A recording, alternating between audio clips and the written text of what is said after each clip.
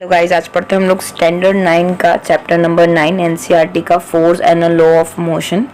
हम लोगों ने आगे के लेसन्स में देखा कि मोशन किस हिसाब से स्ट्रेट लाइन में पोजीशंस के साथ, वेलोसिटी के साथ, एक्सेलरेशंस के साथ मूव करता है। हम लोगों ने ये देखा मोशन यूनिफॉर्म या नॉन यूनिफॉर्म हो सकता है, लेकिन अभी तक उसके रीजंस नहीं डिस्कवर किए गए हैं। पर किसी स्पीड ऑब्जेक्ट की चेंज क्यों होती है टाइम के साथ, सारे मोशंस होने के पीछे कोई रीज़न है, नेचर क्या है ये कॉजेस का, ये सारी जो क्यूरियोसिटी वाले क्वेश्चंस हैं हम लोग ये लेसन्स में डिस्कवर करने की कोशिश करेंगे, कवर करने की कोशिश करेंगे।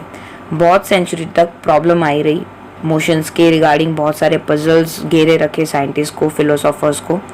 A ball on a ground when the given a small hit does not move forever. एक सपोज एक एक्सपेरिमेंट किया गया, बॉल को ग्राउंड पे मूव करा गया तो क्या हुआ, उसको हीट किया गया तो वो लंबे टाइम तक वो मूव नहीं किया, वो थोड़े टाइम के बाद स्टॉप हो गया। ये सारे ऑब्जर्वेशंस ऐसा शो करते हैं रेस्ट, जो nature of the state of object है, जो वो पर्टिकुलरली ऑब्जेक्ट का नेचर शो करता है। धीरे धीरे गैलीलियो और आइजैक न्यूटन ने बहुत सारे एंटायरली डिफरेंट अप्रोच उन्होंने ढूंढ निकाले, जिसको मोशन को एक अलग ही डायरेक्शंस दिए और उसको समझने में और ज़्यादा बेटर मदद की। यहाँ पे नीचे पुश और पुल के कुछ एग्जाम्पल दिए हुए हैं जिससे हम लोग चीज़ों को मूव करवा सकते हैं। हमारी एवरीडे लाइफ में अगर देखेंगे तो हम लोग एफर्ट करते हैं स्टेशनरी ऑब्जेक्ट को मोशन में लाने का या फिर उसको स्टॉप करने का।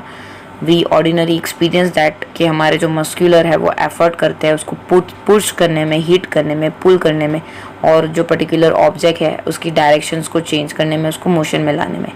जो कॉन्सेप्ट है फोर्स का वो बेसिकली बेस्ड ऑन है पुश, हिट या पुल पे। अभी देखते हैं कि फोर्स क्या है, what is it. In fact no one can seen it, test it or felt it. However we always see or feel the effort of a force. हम लोग फोर्स का एफर्ट फील कर सकते हैं लेकिन कभी उसको देख नहीं सकते, टच नहीं कर सकते। It can only be explain by describing what happen when the force is applied to the object. हम लोग जब फोर्स अप्लाई करते हैं तो ऑब्जेक्ट पे क्या उसका होता है, क्या डिफरेंस होता है, वो ऑब्जेक्ट में डायरेक्शन चेंज करता है, शेप चेंज करता है, उस हिसाब से हम लोग फोर्स को जज कर लेते हैं। पुशिंग, हिटिंग, पुलिंग ऑब्जेक्ट, ये जो मोशन है ऑब्जेक्ट में वो चेंजेस लाता है। They move because we make an force act on them. हम लोग पर्टिकुलरली ऑब्जेक्ट को तभी मूव करवा सकते हैं जब उसके ऊपर हम लोग फोर्स करते हैं। हम लोगों ने स्टडी की आगे अर्लियर क्लासेस में, we are also familiar with the fact that force can be use to change the magnitude of a velocity of an object. हम लोगों ने आगे के चैप्टर्स में भी देखा कि जब हम लोग फोर्स करते हैं तो उसका मैग्नीट्यूड ऑफ वेलोसिटी भी चेंज हो जाता है। उसका मतलब ये हो गया to make an object move faster और स्लोअर, या फिर उसकी डायरेक्शन चेंज करनी है तो उसके लिए फोर्स लगता है। हम लोग को ये भी पता है कि जब हम लोग फोर्स करते हैं ना तो उसका शेप और साइज भी चेंज हो जाता है। यहाँ पे कुछ एग्जांपल दिए हुए स्प्रिंग्स के। अगर स्प्रिंग को आप दबाओगे तो ऐसे कंप्रेस हो जाएगी और आप खींचोगे तो ऐसा एक्सपांड हो जाएगी। बॉल दिया हुआ है, अगर आपको बॉल दबाओगे तो वो फिर उस हिसाब से उसका शेप जो है थोड़ी देर के लिए चेंज हो जाएगा, छोड़ दोगे तो वापस से वो नॉर्मल शेप में आ जाएगी। ये कुछ फोर्स की एग्जाम्पल बताया हुआ है। बैलेंस अनबैलेंस फोर्स के बारे में बात करते हैं हम लोग 9.3 में ऊपर देख के आए। वुडन जो ब्लॉक है हॉरिजॉन्टल टेबल पे, two strings x and y are tied to the two opposite face of a block as shown। Picture में दिखाया हुआ है कि x और y यहाँ पे दिख रहा है आपको, x और y दोनों की डायरेक्शंस में स्ट्रिंग्स बांधी हुई है और यहाँ पे दोनों तरीके से हम लोग को खींचना है, x की तरफ से और y की तरफ से। If we apply the force by pulling the string x, the block begin to move the right. अगर हम लोग x की डायरेक्शन में खींचेंगे तो वो राइट की डायरेक्शन में खींचा, मतलब उस तरफ मूव होना स्टार्ट हो जाएगा। अगर हम लोग y की तरफ उसको खींचेंगे तो वो y की तरफ मूव होना स्टार्ट होगा। But if the block is pull from the both sides, तो उसका जो फोर्स होगा वो इक्वल हो जाएगा, वो ब्लॉक मूव ही नहीं होगा। ऐसे जो फोर्स होते हैं उसको बैलेंस फोर्स बोलते हैं। इसकी वजह से उसके स्टेट ऑफ नेचर में कोई चेंज नहीं आता है, वो रेस्ट ही रहता है। Motion of the object zero हो जाता है, मतलब कुछ भी चेंजेस नहीं होता है, ना लेफ्ट जाता है ना राइट जाता है। Now let's us consider the situations number 2 which two opposite force of the different magnitude pull the block. In this case, the block would begin to move in the direction of the greater force.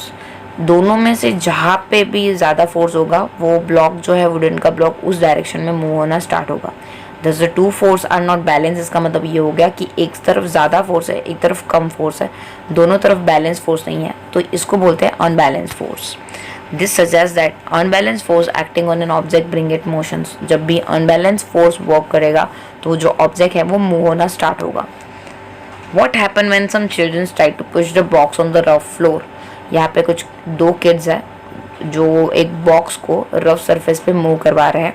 If they push the box with a small force, the box does not move because of the friction acting in the direction opposite to the push. हम लोग ये देखते थे पहले, जो अगर surface अगर rough है तो उस पर बहुत ज़्यादा फोर्स लगेगा उसको मूव कराने में। अगर थोड़ा सा फोर्स डालोगे तो वो बॉक्स इतना ज़्यादा मूव नहीं करेगा, क्योंकि जो ज़मीन है वो फ्रिक्शन क्रिएट करेगा। फ्रिक्शन मतलब एक स्टॉप क्रिएट करेगा, उसकी वजह से वो डब्बा आगे मूव नहीं करेगा।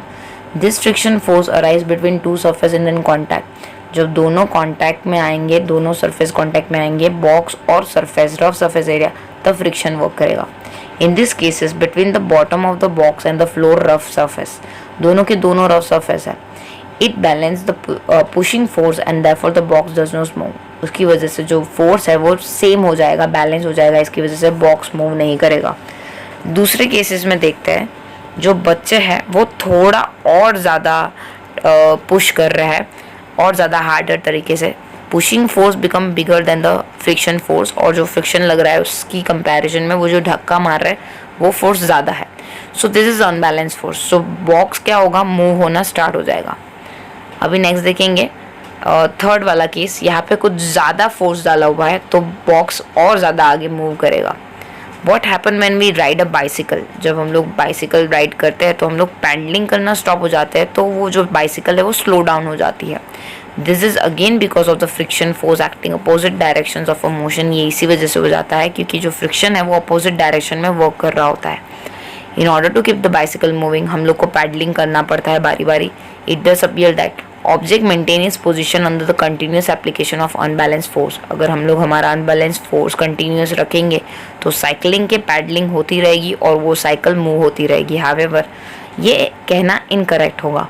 N object move with the uniform velocity when then force acting on an object are balance, there is no net external force on it. जब हम लोग बात करेंगे किसी ऑब्जेक्ट के ऊपर यूनिफॉर्म वेलोसिटी अगर वर्क कर रही है और जब फोर्स बैलेंस हो तो कोई भी एक्सटर्नल फोर्स नहीं होगा, तो फिर वो ऑब्जेक्ट नहीं मूव करेगा। If an unbalanced force is apply on an object there will be a change either on its speed और the direction of an object. और जब भी अनबैलेंस फोर्स वर्क करेगा, अनबैलेंस फोर्स अप्लाई होगा, तो उसका स्टेट में, स्पीड में या फिर डायरेक्शन में चेंज होगा। Thus to accelerate the motion of an object, अगर मोशन की स्पीड इंक्रीज हो गई तो अनबैलेंस फोर्स ज़रूर पड़ेगा। मतलब जब भी हम लोग को किसी भी ऑब्जेक्ट का स्पीड बढ़ाना है, उसको एक्सेलरेट करना है, तो अनबैलेंस फोर्स चाहिए ही चाहिए। And the change in its speed और द डायरेक्शन भी चेंज होगा, would continue as long as the unbalance force is apply. उसका डायरेक्शन तब तक बदलता रहेगा जब तक अनबैलेंस फोर्स अप्लाई होता रहेगा। यहाँ पे बैलेंस और अनबैलेंस फोर्स के बीच का डिफरेंस बताया हुआ है कि अनबैलेंस जो फोर्स है अगर वो वर्क करेगा तो तभी वो पर्टिकुलरली ऑब्जेक्ट जिसको हम लोग मूव करवाना चाहते हैं वो मूव करना स्टार्ट होगा। अगर वो बैलेंस फोर्स अप्लाई कर रहा है तो बैलेंस फोर्स की वजह से वो ऑब्जेक्ट मूव नहीं करेगा। However if this force is removed completely, the object would continue to move with the velocity it has acquired till then। अगर हम लोग ये फोर्स को रिमूव कर देंगे तो वो सेम वेलोसिटी से मूव करता रहेगा। 9.2 फर्स्ट लॉ ऑफ मोशन देखेंगे।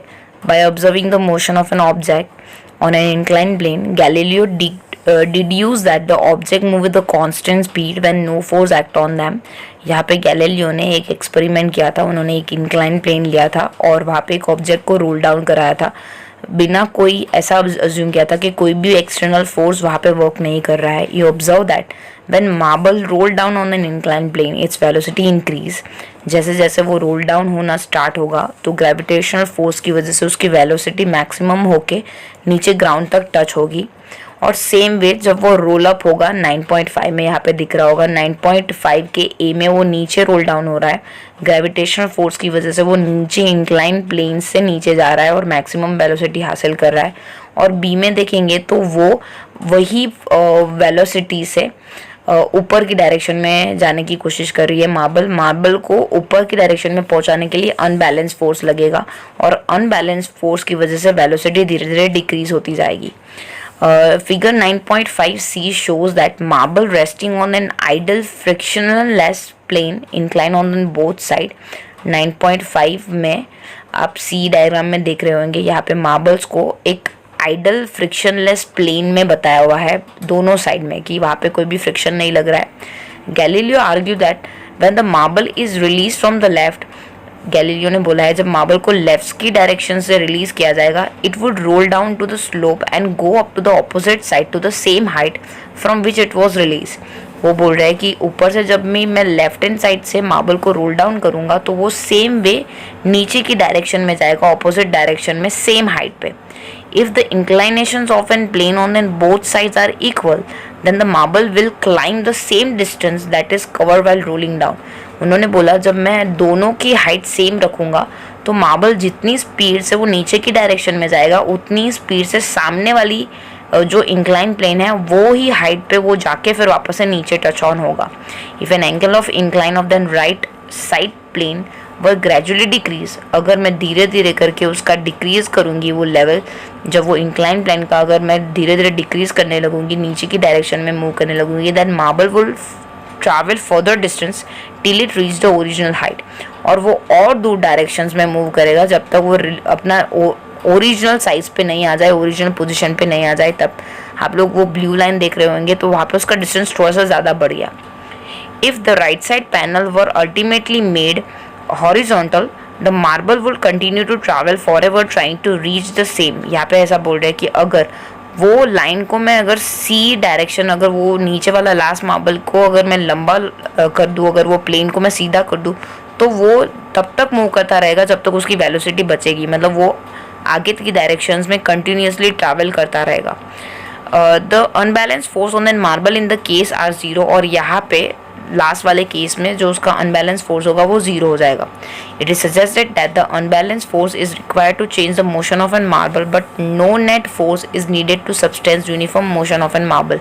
यहाँ पे ऐसा बोला हुआ है कि कभी कोई भी चीज़ की डायरेक्शंस अगर आपको बदल दी हैं तो आपको external force that means unbalance force चाहिए, लेकिन अगर वो ऑलरेडी मूविंग फॉर्म में है, यूनिफॉर्म मोशन में है, तो फिर कोई भी एक्सटर्नल फोर्स की ज़रूरत नहीं है. No net force is needed कि उसको मोशन में रखने के लिए. In practical situation it is difficulty to achieve a zero unbalance force. Reality में हम लोग अनबैलेंस फोर्स को जीरो नहीं ले सकते. This is because the presence of the frictional force acting opposite to the direction of motion, क्योंकि frictional force कहीं ना कहीं वर्क कर रहा होता है ओरिजिनल लाइफ में. Thus in then practice the marble stop after travelling some distance. तो यहाँ पे भी मार्बल जो है वो सर्टन डिस्टेंस में ट्रैवल करने के बाद वो स्टॉप हो जाएगी. The effect of the frictional force may be minimize by using the smooth marble and the smooth plane and providing the lubricant on the top of a plane. So जो effect है frictional force की वो हम लोग minimise कर सकते हैं smooth marble लेके, या फिर जो प्लेन है हमारा वो स्मूथ करके, या फिर उसके टॉप के ऊपर कोई ऑयल या लुब्रिकेंट लगा के हम उसको एकदम स्मूथ बना सकते हैं ताकि फ्रिक्शन कम से कम लगे. आगे देखते हैं. Newton further studied the Galileo idea on the force and the motion and present the three fundamental law. उसके बाद गैलीलियो के रिसर्च को देखकर न्यूटन ने अपने कंसेप्ट रखे. उन्होंने पूरा मोशन, फोर्स और उनकी जो आइडिया है उनको पढ़ के उन्होंने तीन फंडामेंटल लॉ रखे govern the motion of an object. उनके तीन फंडामेंटल लॉ को न्यूटन्स लॉ ऑफ मोशन बोलेंगे. पहला है an object remain in an state of a rest or of a uniform motion in an straight line unless compared to the change that state by applying a force. उन्होंने बोला है कि object तब तक rest में रहेगा जब तक अगर वो स्ट्रेट लाइन पे है, वो यूनिफॉर्म मोशन में मूव कर रहा है, वो स्टेट में, वो सेम स्टेट में रहेगा, रेस्ट में रहेगा जब तक मैं उस पर कोई फोर्स अप्लाई ना कर दूँ. अगर दूसरे वर्ड में बोलेंगे तो all the object resist a change in the state of a motion in the quantitative way the tendency of the undisturbed object to stay at the rest or to keep moving with the same velocity is called inertia. यहाँ पे उसके कहने का मतलब ये है कि जो ऑब्जेक्ट है वो वही मोशन के स्टेट में है, that is of a rest. अगर क्वांटिटेटिव वे में बोले तो जो अनडिस्टर्ब ऑब्जेक्ट है जो एक ही जगह पे है, रेस्ट पे है, और to keep moving with the same velocity, या फिर वो मूव कर रहा है यूनिफॉर्म वेलोसिटी से, सेम वेलोसिटी से अगर वो मूव कर रहा है विद द सेम वेलोसिटी तो उसको इनर्शिया बोलेंगे. That is why first law of motion is also known as a law of motions, कि फर्स्ट लॉ को हम लोग फर्स्ट लॉ ऑफ मोशन भी बोलेंगे। First law of motion basically इतना बोलता है कि जो पर्टिकुलरली ऑब्जेक्ट है वो रेस्ट पे है या फिर अगर वो यूनिफॉर्मली स्ट्रेट लाइन पे वो मूव कर रहा है बिना कोई फोर्स अप्लाई करे हुए, तो उसको बोलेंगे inertia.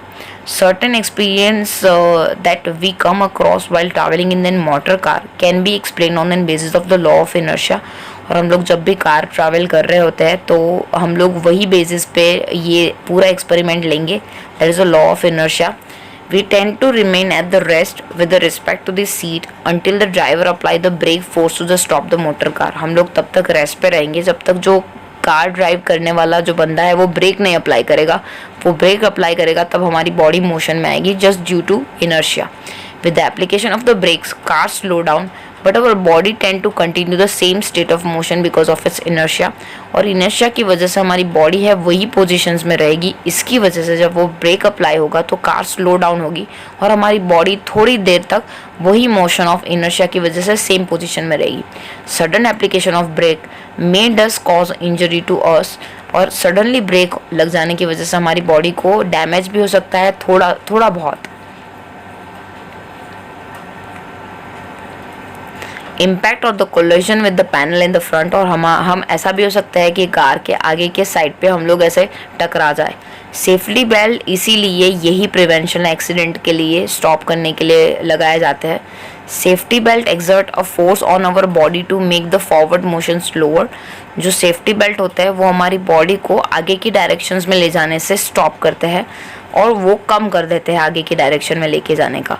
N opposite experience is encounter when an standing in an bus the bus begin to move suddenly. ये same concept opposite experience bus के अंदर भी होता है। बस बिगिन टू मूव सडनली, जब बस एकदम अचानक से शुरू हो जाती है चलनी, we tend to fall backward, हम लोग पीछे की डायरेक्शन में चले जाते हैं जस्ट बिकॉज ऑफ इनर्शिया की वजह से। This is because sudden start of a bus bring the motion to the bus, और बस मूव हो जाती है as long as our feet in contact with the floor of a bus but the rest of our body oppose this motion inertia की वजह से। हमारी जो बॉडी है जब बस शुरू हो जाती है तो बस मूव हो जानी शुरू हो जाती है, तो बस जब मूव होती है तो हमारे फीट भी उसकी डायरेक्शन में जाते हैं, लेकिन हमारी जो बॉडी है वो इनर्शिया की वजह से वो अपोजिट डायरेक्शंस में जाती है। इसकी वजह से हम लोग को ऐसे थोड़ा खिंचाव महसूस होता है कि हमारी बॉडी वो पीछे चली जाती है। When a motor car make a sharp turn at the high speed, we tend to get thrown to the one side. This can again be explained on the basis of the law of inertia। जब motor car break लगाती है, एक sharp turn लेती है एकदम high speed पे, तो हम एक डायरेक्शंस में झुक जाते हैं, थ्रोन अवे हो जाते हैं। सो ये भी एक बेसिस हो गया इनर्शिया का। We tend to continue our straight line motions when an unbalanced force is applied by an engine to change the direction of a motion of a motor car. We slip to the one side of a seat due to the inertia of our body। जब जो car होती है engine की वजह से unbalance force apply होता है तो उसकी वजह से वो कार की डायरेक्शन चेंज हो जाती है, लेकिन हमारी जो बॉडी होती है वो ऑपोजिट डायरेक्शन में मूव होती है। सो दैट इज़ वाई हम लोग ऑपोजिट डायरेक्शंस में हमारी बॉडी थ्रोन अवे हो जाती है। The fact that body will be remain at the rest unless acted upon by the unbalanced force can be illustrated to the following example।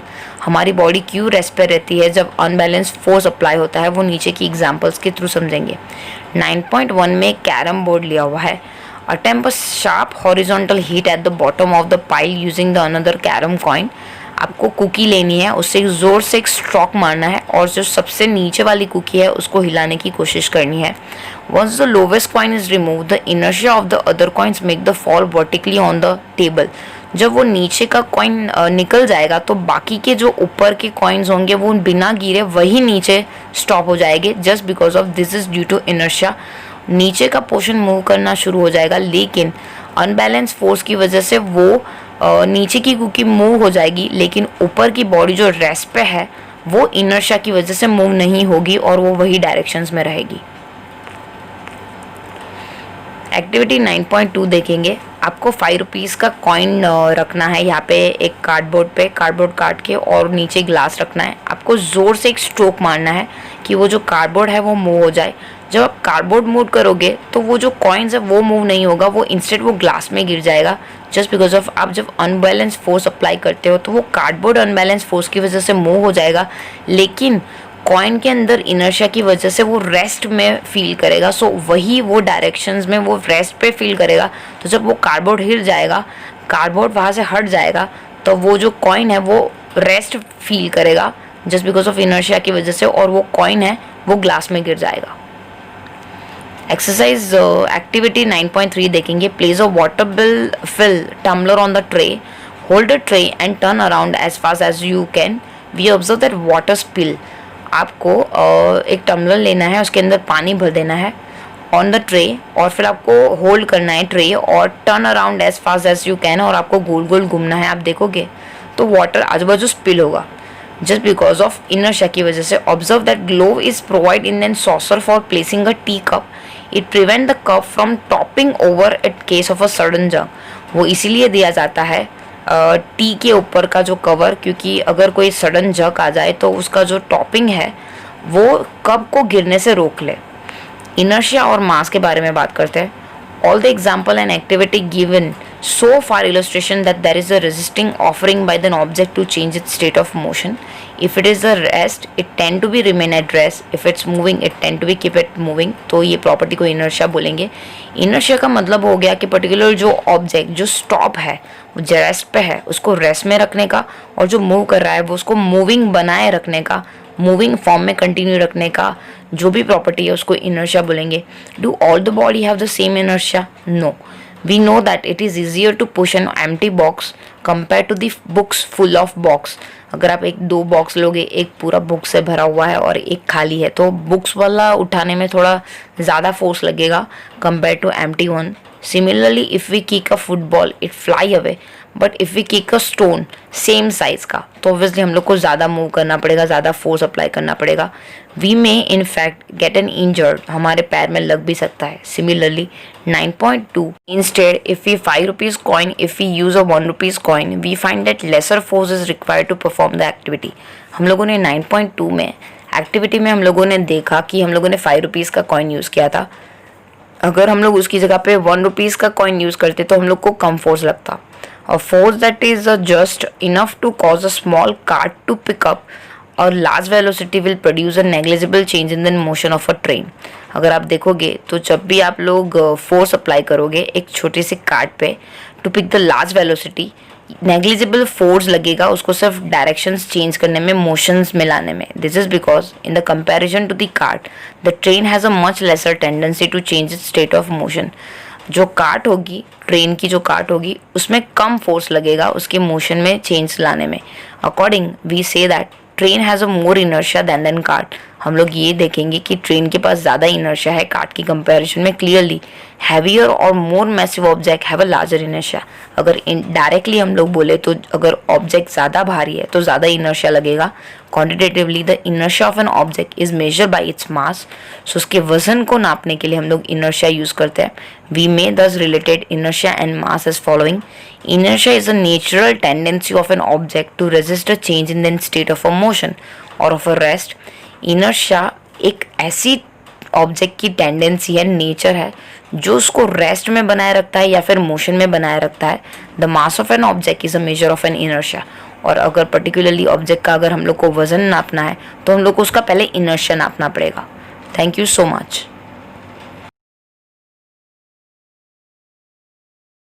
Thank you for watching. अगर आपको video पसंद आई है तो please like कर दीजिए और जरूर बताइए कि आपको वीडियो कैसी लगी कमेंट बॉक्स में।